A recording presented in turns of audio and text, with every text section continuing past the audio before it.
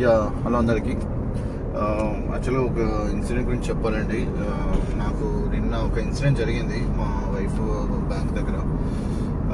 So ఒక monkey accident అయింది. ఒక యాక్సిడెంట్ అయిపోయి పాపం తన సివియర్ ఇంజరీస్, హెడ్ ఇంజరీ ఉంది. తన ఐస్ కూడా ఓపెన్ చేయలేకపోతుంది. కొంచెం బ్లీడింగ్, నోరైతే కంప్లీట్గా ఓపెన్ చేసే ఉంది. సో యాక్చువల్గా నాకు తెలిసింది ఆ విషయము.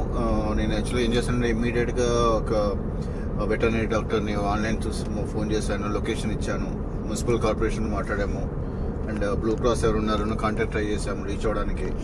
సో లాస్ట్కి ఏంటంటే ఫైనల్గా అంటే ఎవరు లేరు, ఎవరు ముందుకు రావట్లేదు. ఈవెన్ ఫారెస్ట్ డిపార్ట్మెంట్ ఆల్సో మేము కాంటాక్ట్ చేసాము. అసలు దాన్ని తీసుకెళ్లాలంటే ఒక పాయింట్ ఆఫ్ కాంటాక్టే తెలియలేదు.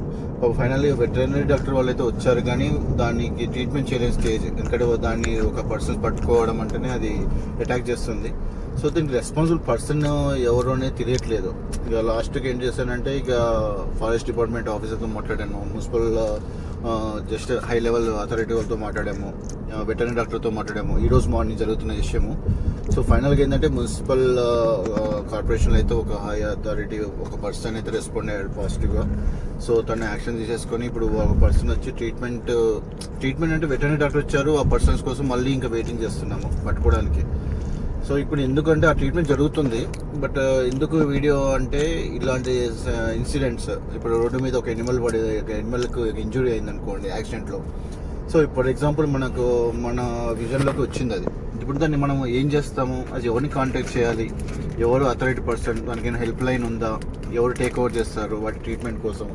దయచేసి ఏమైనా ఇన్ఫర్మేషన్ ఉంటే నాకు ఇమ్మీడియట్గా నాకు రెస్పాండ్ అవ్వండి, జస్ట్ కామెంట్లో మెన్షన్ చేయండి. ఎందుకంటే ఈ ఇన్ఫర్మేషన్ నాకనే కాదు, చాలా మందికి యూజ్ అవుతుంది.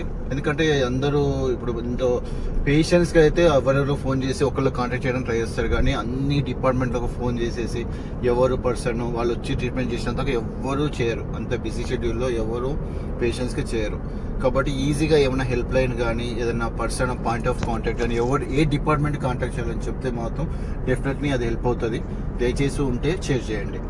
Yeah, thank you.